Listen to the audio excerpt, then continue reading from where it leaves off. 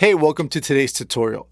Today we're going to be discussing the fundamental features of Logic Pro 10. This will include exploring the basic but important functions that as a brand new beginner, you might not even know exist within this DAW. By the end of this tutorial, you will also know the basics on how to create a track and record. This session will not only help you understand some of the basics of how Logic works, but also help you learn what some of the key basic functions do and familiarize yourself with the program specifically if you are a beginner with this DAW. Alright, let's get started. Alright, let's start by introducing your workspace. This is the main central area where you can record, edit your audio in Midi, and arrange your instruments. Logic Pro's workspace is the environment where you can do everything from recording, editing, arranging, doing sound design, mixing, automating music, and so much more. Now let's talk about what's called the global control bar, which is right here. One of its main purpose is to allow you to control the play, which is this icon right here, the stop button, and the record button. This icon right here controls your left indicator, which by pressing it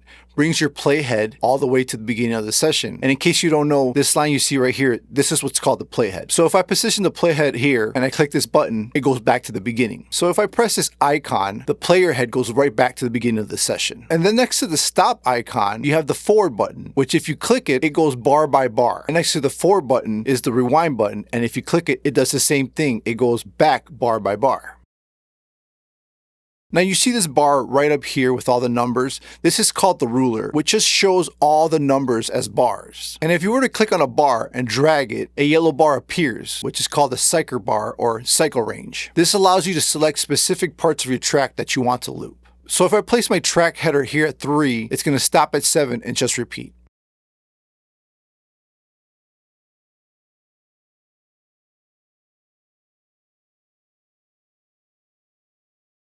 And again, this is a great option in case you have a track and you just want to keep looping it over and over again. Next up here, we have what's called the time position display. This basically just shows you your project position in hours, minutes, seconds, and frames. Let me go ahead and press play so I can demonstrate.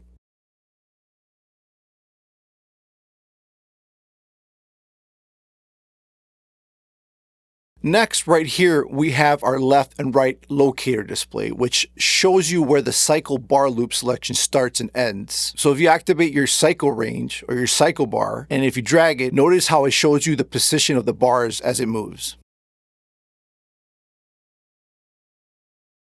So you can see it starts from 3 to 7 and it shows 3 and 7, right? If we go all the way to 9 and 13, it displays 9 and 13. Then right here we have the tempo display. This is where you set the tempo. You can simply click on it and change the tempo to whatever you want. So I'll double click on it, type in 80, and it changes the tempo to 80 BPMs. Double click it again, let's do 200, and it changes the tempo to 200 BPMs. But what's cool about the tempo display in Logic is that it allows you to choose 3 modes, which are keep, adapt, and auto. Keep tempo means that the project stays fixed as it is, which means your audio won't stretch and the MIDI will follow the project tempo. This is best used when you are producing music not locked to a picture, or if you want the tempo to just stay consistent. Then if you choose adapt tempo, basically it changes the project tempo to match the first audio or instrument you import, and the project tempo map builds from that audio. This is a great option to use, for example, if you import a live performance, which Logic then uses, analyzes it, and sets the tempo to match that performance. Let me go ahead and drag a sample into it so you can see what I'm talking about for the adapt tempo. As you can see, as I dragged the sample, it adapted the tempo to that audio file. Now for the auto tempo, the automatic setting, Logic will decide to either keep the project tempo as is or adapt to the incoming audio you're playing for any part of the song. Alright, next here we have what's called the time signature display. This basically just lets you choose the bars per beat and the note value. So if you look here, you got 3 over 4, 4 over 4, 5 over 4, 6 over 8, 7 over 8, 12 over 8, and so on. And you can also customize it if you want. Next, if you look where it says no in, no out, this is the MIDI effect display. Basically lets you know if your MIDI signal from any instrument is going in or out. Logic will essentially say, yes, I can read your MIDI instrument, or no, there is no MIDI being detected. And then here you have your performance meter display. Its primary purpose is to help you monitor the system load and optimize your workflow, especially in complex projects. For example, complex projects that have multiple virtual instruments like orchestral libraries and heavy synths and huge drums and hits, as well as many plugins that require a lot of CPU. Then over here, this is called the replace button. With this option, you can overwrite MIDI or audio, replacing the existing waveform with a new take or for a MIDI track. It deletes the previous notes in that region and rewrites over the new ones. This is great for recording a R.A.M or a riser or orchestral MIDI phrases without leaving old takes behind. Then this option right here is called the pre-fader meter button. This lets you see the true signal level before hitting the fader, showing you its true gain signal. This is great for gain station because it helps avoid clipping and helps setting consistent levels across your tracks. I highly recommend always leaving this option on. Then right here we have our low latency button. The low latency button, this lets you take the high CPU demanding plugins that add significant latency and activating it by bypassing these high CPU plugins while still keeping the original audio active during playback. Some of the many examples of high latency plugins can be instrument libraries, look ahead compressors, convolution reverbs, and a lot of mastering plugins that are out there. And then here we have a basic tuner button, which is useful for tuning instruments such as acoustic guitars that have DI outputs, electric guitars, and basses. And this is the solo button, which allows you to solo one instrument or multiple instruments. You just simply highlight the track or tracks and then press this button to solo them. Then here we have the count-in button, which helps you get ready before the recording process starts. It helps ensure accurate timing from the very first note. It's basically a tonal count that goes 1, 2, 3, 4, and then it starts recording. It's sort of like it's saying, hey, heads up, you're about to record. Now here we have the metronome, which helps you keep in time so you can stay in pocket when you're recording. You can actually right click on the metronome, go to metronome settings, and you can adjust the tone and the volume.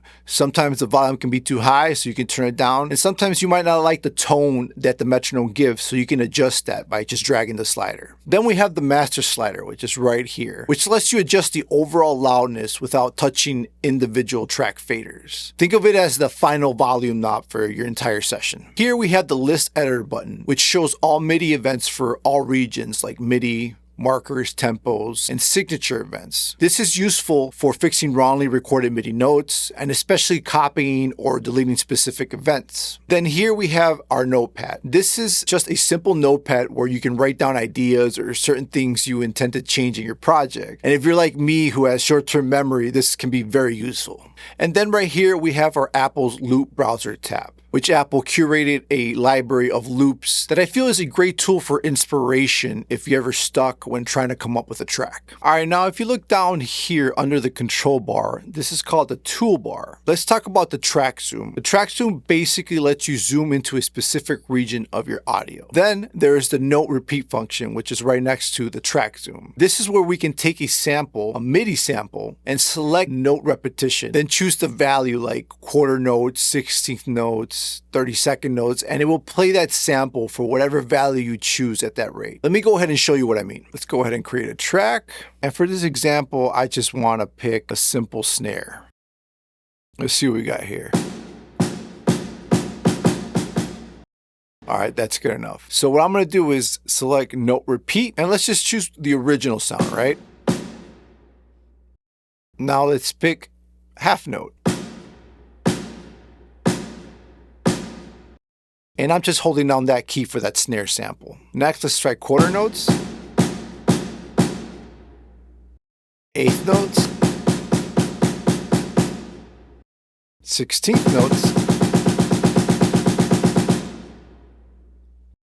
32nd. You get the picture, right? You can definitely experiment with this. It's really fun. Next to that, we have what's called spot erase, which just deletes any matching notes in any MIDI region as the playhead passes over it, basically replacing those existing notes. Then next to that, we have split by playhead. Its main purpose is to quickly cut audio or MIDI regions at a precise point. It's especially useful for editing long recordings or aligning musical points to your production. Then next to split by playhead, we have what's called split by locators, which cuts all selected regions between the locators. So any region overlapping a cycled area gets sliced at the left and the right of the locator positions. Then next to split locators, we have our join option. Here basically you can take two or multiple audio or MIDI regions, and by clicking the join button, it combines these regions into one single region. Let me go ahead and show you what I mean. So let's create a MIDI track. Now let's use drums again. And I'm just gonna play random notes so I can show you what the join option does. So let's go ahead and start recording. Hit stop, hit record again. Hit stop, hit record again. And hit stop. So all you have to do is highlight these 3 MIDI takes and click the join button. And voila, it took those 3 different recordings that I did. And when I clicked join, it turned it into just one MIDI region. Then next to the join, you have your bouncing option. What this does is it converts your entire project once you're done composing it, or if you just want to bounce part of it, it exports it to your choice of WAV or an MP3 or an AIFF or a CAF. It also renders your instruments and audio tracks with all the effects and automation you applied. And then next to bounce regions, you have move to playhead. The region jumps instantly to wherever you place the playhead, and it works great for audio and MIDI and multiple selected regions. Then here is the nudge value button. This basically takes your audio or MIDI, and by selecting any of the nudge values, it will move your audio or MIDI according to the value you selected. So for example, if you choose the bar option, the audio or MIDI will move based on the selection that you choose, which is right here in this menu. So for example, if you select beat, division, or ticks, it will move the track header by those divisions and so on and so forth. Then next to the nudge value, you have your repeat selection. This basically takes an audio or MIDI region and lets you repeatedly copy and paste it precisely one after another. Let me show you an example. I'll use drums again as an example. I'll grab a loop, hit record.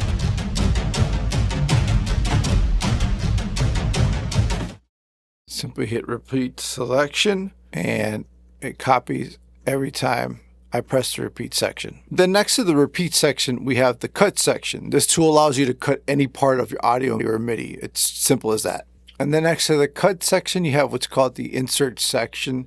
It basically just cuts a section wherever you place the playhead position. And then after that, you have insert silence. So basically, if you have a full mock-up and you decide that in the middle of the mock-up, you want space, you basically place your playhead right in the middle, you select insert silence, and it creates a gap of how many bars you want, so you can then write whatever it is you want in there to fill in the gap. Now let's move into the global tracks, right? So we have this option called global track, which allows you to control the chord, the arrangement, the markers, the movie. You can set the key signature, the tempo, transpose, beat mapping.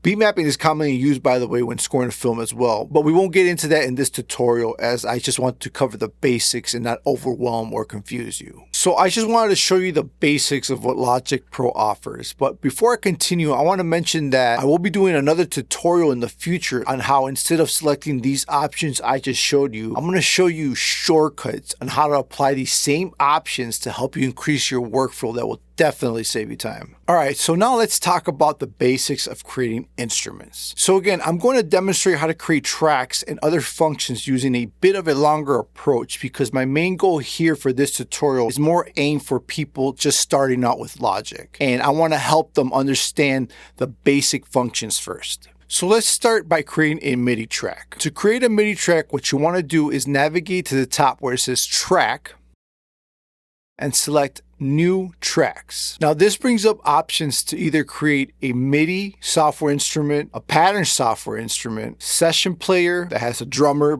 bass player, and keyboard, which we will get into in a different tutorial, and an audio mic or line in for guitar or bass. Let's go ahead and select MIDI. I also want to note that I set up my MIDI track to automatically upload content every time I create a MIDI track. What you can do is by going to this menu here and selecting whatever instrument you want to pop up every time you create a MIDI track. But in my case, I always want Contact 7 to come up when I create a MIDI track. Then after that, you can select how many number of tracks you want to create. In this case, I'm just going to create one and then hit create.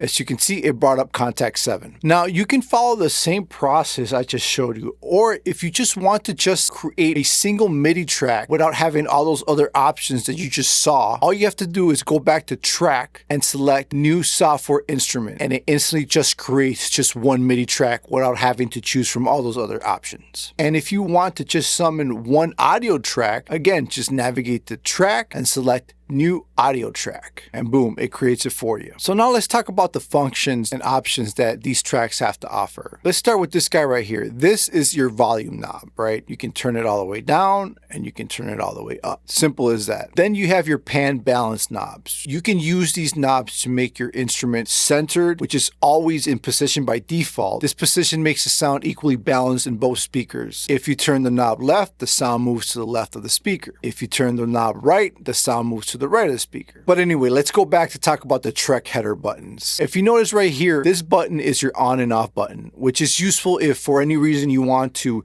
turn it off to save RAM and CPU, or maybe you might not need it and just want to save it for later. But just be aware though that by turning it off, it also disables any plugins you have on that instrument. Next, you have your mute button, which just mutes the track but does not disable the plugins on that track. And again, you have your solo button, which basically just solos that track. You have your record button, which enables the track so you can start recording. When the recording button is enabled, just press play and you're ready to record. Here you have your input monitoring button, which when enabled allows the instrument to come through so you can hear your instrument. It's great, for example, like if you have a guitar, so you can practice and adjust the instrument to your liking before you start recording it. So here I created a quick track mockup. I'm going to use this track to mess around with some of the settings we went over so you can see them in action.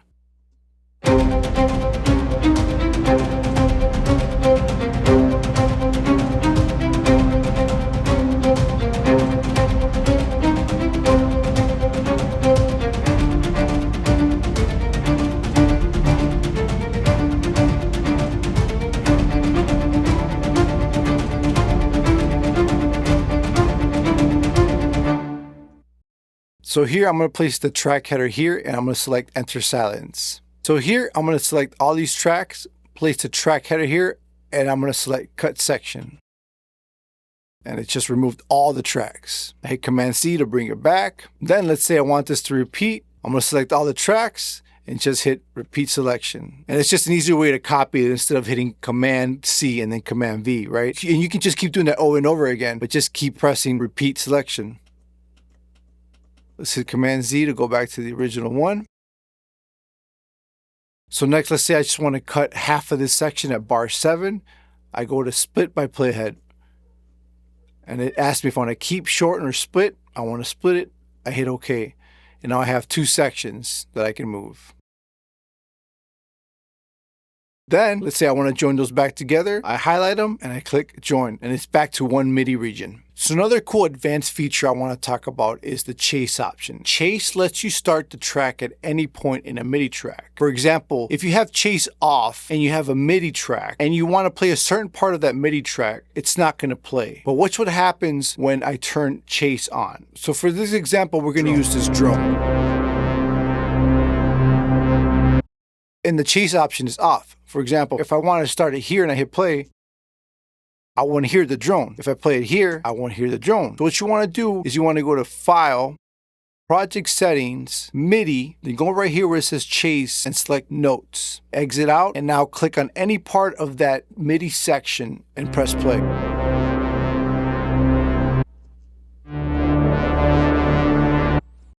And voila, it will play any part of the MIDI section that you place your track header on. Another cool thing I want to talk about is your send options. The send option on a track basically routes the signal to a bus or auxiliary track. I usually use the send option to add reverb or other plugins like saturation, depending on what I'm going for. Doing this gives you more control of mixing the wet versus dry signal. Here, let me show you as I send the string section of this track to a aux track that has reverb. Listen to how I can control how much reverb I want on this track. So I go here where the string section, I go down here to sends, I pick a bus, we'll pick bus 1, label it string verb. I'm going to upload one of my favorite reverbs, which is Valhalla Room. And for the presets, let's just pick a cathedral. Let's use Abbey Church. Now I'm gonna loop it, solo it, so you can hear it dry first.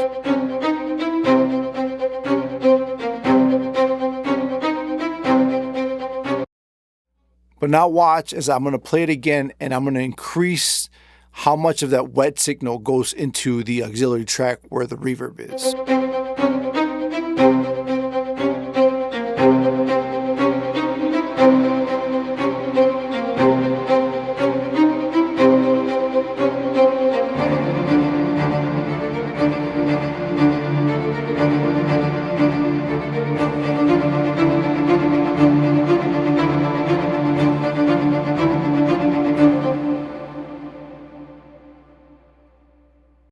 I really prefer this method of busting out reverb and other plugins as opposed to just directly putting on the track. Now you can experiment because you'd be surprised the kind of effects you get. Sometimes I do put like a saturation track on the track as opposed to busting it. Sometimes I also put a reverb track on the main track, especially if I'm doing sound design. Now I also want to show you what's called a track stack. It basically takes the instruments of your choice and puts them into a group. The benefit of this is that you can use the track stack to control all the instruments under one roof. With this stack, you can add EQ, compression, saturation, and really any plugin you want. And the best part of it is that it will affect all the instruments inside that track stack, instead of trying to apply every single plugin into each track, which can consume CPU and RAM. But to create a track stack, you basically highlight all your instruments, you go up to where it says track, and select create track stack. It will ask you if you want to create a folder stack or a summoning stack. The folder stack option is just a basic stack that only allows you to control the volume, the mute, and the solo buttons. But what we want to select is the summoning stack, aka track stack, because of all the many options and controls it gives you over all those instruments that are inside that track stack.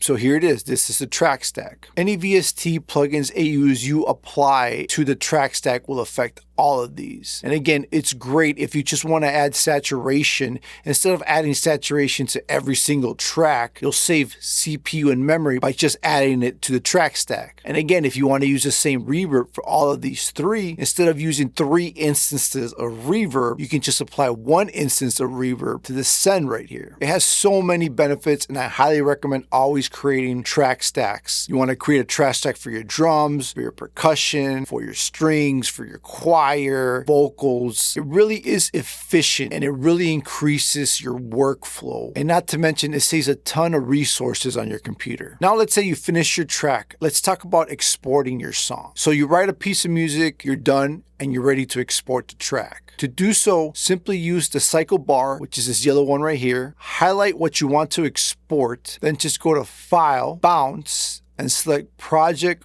or Section. A screen will appear offering a few options. Since this is your first time doing this, I recommend you leave PCM checked. And if you also want an empathy version, go ahead and check that box and leave your format as WAV unless you just want the MP3. Again, totally up to you. Now here you also have the options to select AIFF, WAV, and CAF. But I would choose WAV. AIFF or CAF options would be available mostly if a client specifically asks for those.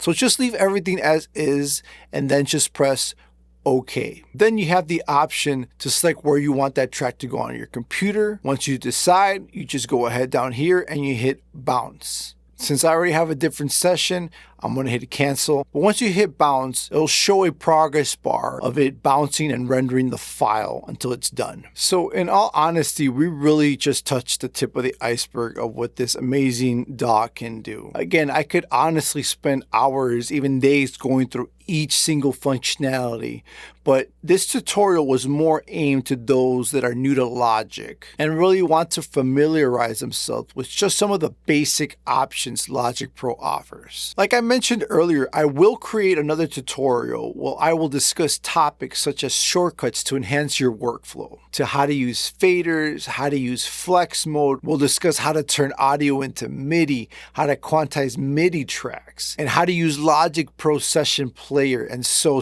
much more. So thanks again for sticking around. If you enjoyed or learned anything from today's tutorial, please hit that like and subscribe button. And for anybody just starting out in Logic and have any questions, please drop a comment down below. I would be happy to help you answer and figure out any questions you have. As always, thanks again, and I will see you in the next one.